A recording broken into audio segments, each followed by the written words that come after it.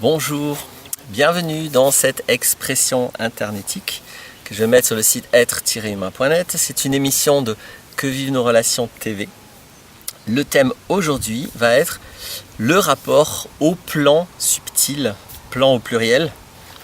C'est une vidéo qui a été inspirée par une conversation que j'ai eue avec Sylphirus, qui m'avait invité à la base à participer à une conversation qu'il a sur ce thème.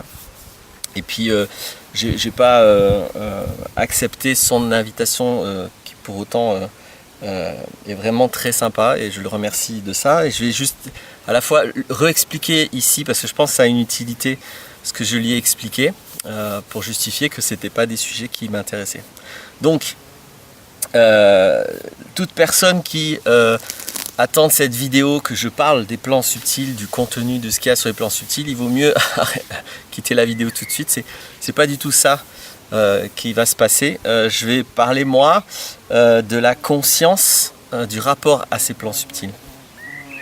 Parce que toute cette notion des plans subtils, alors il va y avoir plein de mots associés à ça, hein. On peut parler de spiritualité, on peut justement parler de conscience, de sagesse, etc., etc. Et donc c'est finalement des démarches avec une ambition certaine. C'est pas le but, c'est pas d'avoir sa maison, sa piscine, son chien et ses 2 enfants et demi. C'est une démarche différente. Et donc le minimum, c'est qu'elle soit un petit peu sérieuse, voire justement beaucoup sérieuse, puisque il y a une ambition assez forte. L'observation que j'ai à propos de ces plans subtils, c'est que très souvent, quand des personnes, je dis bien très souvent, hein, faites attention, je vais moi de mon côté faire attention à ne jamais rien généraliser là dans mon propos. Donc ne me faites pas généraliser des choses que je ne généralise pas. Très souvent, donc pas tout le temps, certaines personnes qui parlent de ces plans subtils ont un discours qui ne procède pas de leur expérience. C'est un discours qui procède de ce qu'elles ont lu ou de ce qu'elles ont vu ailleurs. Ça peut être sur des notions très très simples. Par exemple, on parle beaucoup de chakras. Et la plupart des gens qui parlent de chakras n'ont aucune conscience de leur chakra, n'ont pas de sensations, de précision, etc. Elles répètent des informations qui ne sont pour elles qu'intellectuelles à ce propos-là. Je prends cet exemple des chakras parce que c'est assez classique, mais c'est rigoureusement comme ça sur tout. Tout ce qui est plan subtil, que ce soit la notion d'énergétique, que ce soit la notion de qu'est-ce qui se passe une fois qu'on est mort, que ce soit la notion du divin, que ce soit la notion de médiumnité, etc., etc. Bien sûr, il y a des gens qui parlent depuis leur expérience, heureusement, encore heureux, mais la plupart non. Et du coup, c'est la première vigilance à laquelle j'invite. Vous avez un droit sacré quand quelqu'un vous parle de quelque chose, de l'interrompre et de dire attends, qu'est-ce qui te permet de dire ça? De quoi parles-tu? Est-ce que tu l'as vécu? Et qu'as-tu vécu? Ou est-ce que tu récites un dogme? Un truc que tu as lu dans un bouquin ou un truc que tu as vu sur internet ou que tu as vu à la télé. J'ai rien contre le fait de lire des bouquins et s'informer là-dessus, il n'y a pas de problème. Mais la différence énorme qu'il y a entre la connaissance et des données mortes, je vais l'appeler comme ça, c'est que la connaissance vient de votre expérience, c'est vous qui avez vécu quelque chose et vous êtes un témoin sincère de ce que vous avez vécu. Ça, c'est la connaissance. Vous parlez de connaissance. Répéter des données mortes, c'est juste faire le perroquet par rapport à des choses des données mortes que vous avez reçues. Vous avez reçu des données, vous les avez mémorisées, vous les répétez. C'est pas grave, mais c'est pas les mêmes choses. Bien sûr, je vais juste dire une phrase rapide sur le sujet des religions. Dans l'immense majorité des cas, les religions, c'est exclusivement ça, des données mortes. La plupart des curés qui vous parlent de Dieu n'ont jamais fait d'expérience de rencontrer Dieu. Il y a l'hypothèse qu'il existe. Ils parlent de ce qu'ils ont lu, de ce qu'on leur a appris, ils répètent. Voilà. Et si vous aviez appris les mêmes choses qu'eux, vous pourriez répéter les mêmes choses qu'eux. Ça ne procède aucune expérience, aucune sagesse, aucune avancée de compréhension, de découverte de l'expérience humaine et des éventuels plans subtils. Donc encore une fois, je ne le juge pas, mais c'est un constat. C'est important de ne pas faire comme si ces deux choses sont pareilles. C'est pas pareil de parler. C'est pas pareil quelqu'un qui parle et qui sait de quoi il parle et qui parle d'expérience, ou quelqu'un qui ne sait pas de quoi il parle. C'est juste évidemment pas pareil. Donc le gros problème avec les plans subtils, c'est que la plupart des gens n'ont pas l'expérience, ou ils ont une expérience à un moment donné, plus ou moins floue, plus ou moins claire, plus ou moins confuse pour distinguer si c'est leur imaginaire ou s'il y a vraiment autre chose que leur imaginaire. Et puis, depuis cette expérience, qui est peut-être réelle, qui est là pour le coup une connaissance, ils vont ensuite se relier à des données mortes. Parce qu'ils vont s'intéresser ensuite au sujet, ils vont récupérer, ah oui, ah voilà, alors ça c'est les anges gardiens, ah ok, leur expérience à eux n'a strictement, rigoureusement aucun rapport avec la notion d'ange gardien. Mais après ils vont regarder, ou ils vont s'interroger, ou ils vont poser des questions, on vient leur mettre cette nouvelle notion, et du coup après ils vont parler des anges gardiens comme s'ils ont rencontré ça. Or leur expérience à la base, c'est pas un être qui est apparu, qui a dit je suis ton ange gardien. Alors des fois, c'est peut-être le cas, il y a des gens qui disent que c'est le cas. Bref, je ne vais pas faire long sur aussi, et bien sûr, il y a les possibilités de manipulateurs, de charlatanisme, qui prétendent avoir vécu des choses et qui ne l'ont pas fait, donc qui mentent. Il y a aussi évidemment cette possibilité-là. Donc faire le tri entre les menteurs, les personnes qui ont vraiment une connaissance parce qu'ils ont une expérience, et les robots qui répètent, c'est utile. C'est trois sources d'informations très différentes. Vous vous doutez bien que ce que je vais moi considérer être une forme de rapport consciencieux avec les plans subtils, c'est uniquement la connaissance. Donc les personnes qui témoignent sans dérive, sans faire des ponts avec des dogmes qui ne correspondent pas à ce qu'ils ont vécu, qui parlent uniquement de leur expérience. En général, ils sont assez faciles à identifier parce que justement, ils n'utilisent pas de vocabulaire commun. Leur témoignage est brut, pur, et n'est pas relié à des idées d'autres personnes, à des dogmes communs. Donc il n'y en a pas beaucoup, je pense, et c'est assez identifiable. Mais du coup, voilà ce qui se passe quand un humain va s'intéresser à ces sujets. C'est très intéressant. L'ésotérisme, la spiritualité, les plans subtils, qu'est-ce qui se passe après la mort, et est-ce qu'on peut parler aux défunts, et puis Dieu dans tout ça. Tout ça, c'est compréhensible que ça nourrisse des motivations, des intérêts. Alors qu'est-ce qui se passe? On va du coup écouter des gens qui parlent à propos de ça. Donc je vais parler d'un individu donné. Un individu souvent va écouter, va vivre une différence énorme entre ce qu'il entend et ce qu'il a vécu. Parce que lui, il n'a jamais rencontré Dieu. Ses chakras, il ne peut pas dire, moi ma main je peux vous dire où aller, mes chakras, ça devient beaucoup plus complexe. L'énergétique, les corps éthériques, machin, si vous leur demandez, oui, moi je veux vous dire où il est mon doigt, mon corps éthérique, encore une fois, je ne prétends pas que personne n'a une perception de ces choses. Je dis juste que un individu donné qui n'a pas ces expériences et qui entend un discours va vivre une différence. Mince, il y a des gens qui disent ça et moi je ne vis pas ça. Donc là, il y a deux possibilités. Soit la personne, elle se dit, bon, je constate la différence, donc je ne peux pas valider ou invalider ce dont cette personne parle. Je n'ai pas d'expérience sur le sujet. Moi, je ne sais pas si c'est vrai, si c'est faux. Je ne sais pas vivre ça. Et puis, puisque je ne sais pas le vivre, à quoi ça sert de faire semblant de le vivre, etc. Donc, soit il y a cette humilité qui constate que des gens disent qu'ils ont vu ça, et puis moi, je ne l'ai pas vécu et je ne le vis pas. Bon. Et puis, l'autre possibilité, c'est de se dire oh, mon Dieu, c'est intéressant, je le récupère, je l'intègre, je vais le répéter, etc., qui deviennent donc les fameux robots qui répètent les données mortes dont j'ai parlé tout à l'heure. Donc moi, mon invitation, évidemment, vous faites comme d'habitude, je n'ai pas de vérité à exprimer sur ces sujets, je vous témoigne juste de mon point de vue, vous faites rigoureusement ce que vous voulez. Mon invitation, c'est plutôt la première position, d'être dans l'humilité, dans l'intégrité de conscience qui est, moi, c'est ça que je vis. C'est pas parce que j'entends des gens qui disent d'autres choses que je vis autre chose. C'est ça que je vis. Je ne vais pas chercher à me forcer à penser à vivre des trucs. Je ne vais pas commencer à vouloir absolument vivre ces choses.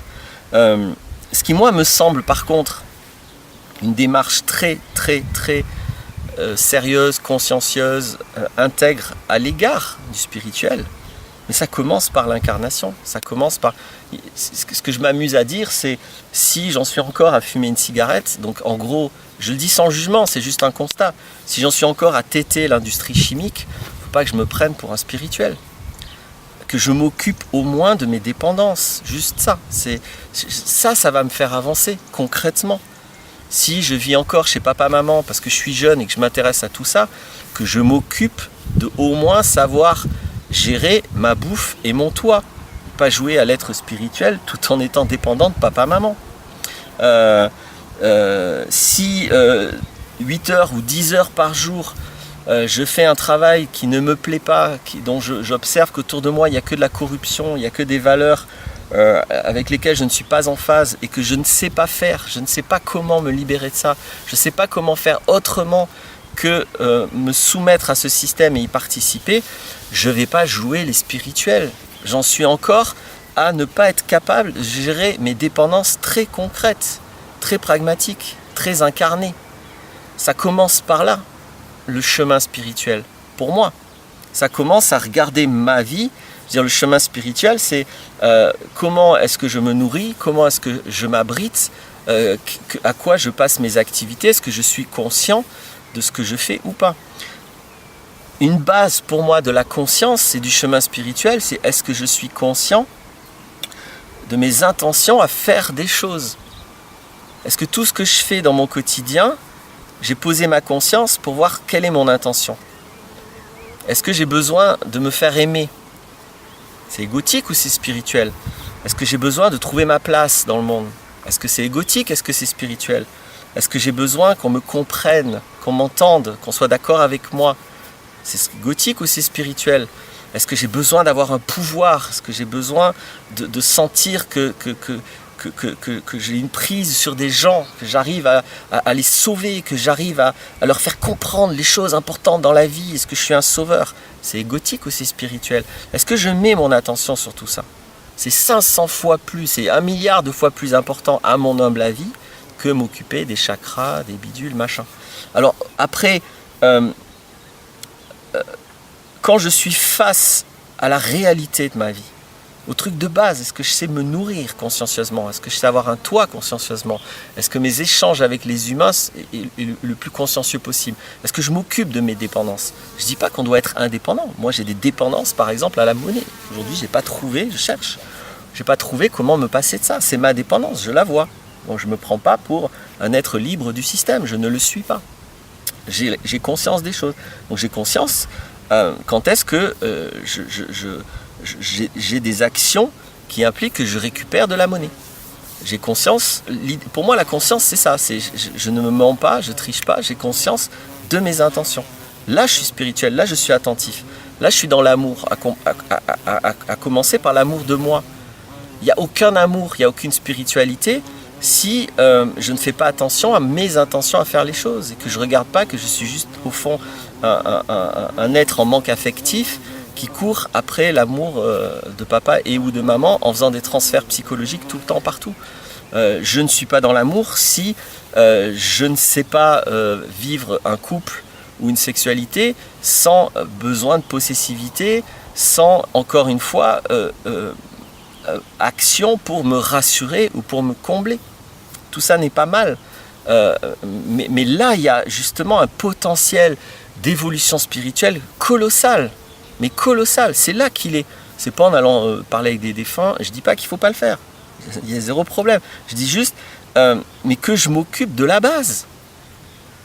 Il y a une phrase que j'aime beaucoup, c'est pour que l'arbre puisse avoir des branches qui vont haut dans le ciel, il faut que ses racines aillent profond dans le sol. Donc d'abord je m'enracine, d'abord je m'occupe des bases dans ma vie, d'abord je m'occupe sérieusement de moi, avant d'abord de m'occuper des autres, de m'occuper du monde, de m'occuper de Dieu, de m'occuper de ce qui va m'arriver après la mort, que je m'occupe déjà de ma vie. Si la spiritualité consiste à fuir au maximum l'incarnation parce que ce monde-là, il n'est pas gentil, il n'est pas spirituel, je ne suis pas convaincu que ça a beaucoup de sens sur le plan spirituel, sur le plan de la conscience. Si je fuis la matière, l'incarnation, etc. Si jamais il y a une logique hors de l'incarnation qui conduit à l'incarnation, cette incarnation, elle est faite pour être vécue, pas pour être fuie. Donc, ça me semble absolument évident. Donc, que je m'occupe de mes émotions, que je m'occupe de mes besoins affectifs, que je m'occupe de toutes mes dépendances, que je m'occupe de ça, là oui, là je suis sérieux, que je m'occupe de ne plus être chez papa-maman, de ne plus me saouler la gueule, si quand j'ai un problème, ma solution ça consiste à faire ou à aller se tripoter en disant non mais c'est du tantra, du shiatsu, etc. Là encore, est-ce que je mets de la conscience? J'ai le droit d'avoir besoin de tendresse, j'ai le droit d'avoir besoin qu'on me touche, je suis pas obligé de faire comme si c'est du tantra. Juste sur cette question, moi j'avais rencontré quelqu'un qui me semblait un petit peu sérieux en tantra, il m'avait expliqué que c'est au bout de entre 5 et 15 ans qu'on commence à toucher un autre humain dans le tantra. Pendant 5 ou 15 ans, toute la démarche du tantra n'implique strictement, rigoureusement aucun contact. Donc j'ai jamais rencontré pour l'instant un occidental qui me parle de tantra en me parlant d'autre chose que de cul en fait. Donc non, il n'y a aucune spiritualité là-dedans, il n'y a aucune conscience. C'est juste un masque que l'ego met en faisant genre ouais je suis spirituel, pour faire la même chose que le mec qui est sur internet et qui cherche son plan du soir. Il n'y a pas tellement de différence, on l'a juste rendu beaucoup plus joli, beaucoup plus beau. C'est décoré d'une belle manière. Mais l'ego est le même derrière. Donc c'est évident pour moi, le spirituel c'est ça. Maintenant si vous vivez des choses en l'égard du plan subtil, super. Soyez juste très consciencieux vis-à-vis de ça. Regardez exactement ce que vous vivez, ne le laissez pas parasiter, ne le laissez pas souiller, déformer par des dogmes d'autres personnes. Faites votre chemin indépendamment de l'autre. Pour moi, la base de la spiritualité, c'est l'indépendance. C'est la liberté de rester dans la connaissance directe. La spiritualité, c'est l'expérience directe. Il n'y a pas de bac de spiritualité comme à l'école où on vous emmagasinez des données mortes et vous les répétez, vous avez une bonne note. Donc je comprends qu'on est conditionné à ce système. Donc c'est pas ce système, à mon humble avis, qu'il s'agit d'appliquer sur le plan de la spiritualité. Il faut arrêter avec les bonnes notes, avec les niveaux de spirituel, les machins comme ça. Enfin, il faut arrêter. Je m'excuse de l'expression, vous faites ce que vous voulez. Moi j'ai arrêté, pour moi il faut arrêter. Après pour vous, faites ce que vous voulez. Donc voilà ce que je tenais à dire sur cette question. Si ça vous a plu, tant mieux. Si ça vous a pas plu, tant mieux. Si vous avez regardé jusque-là, je soupçonne que ça vous a été utile. Ou alors vous êtes maso. Regardez pourquoi vous regardez des choses qui vous ne plaisent pas. Dans tous les cas, je vous remercie d'avoir écouté jusque-là. Au revoir.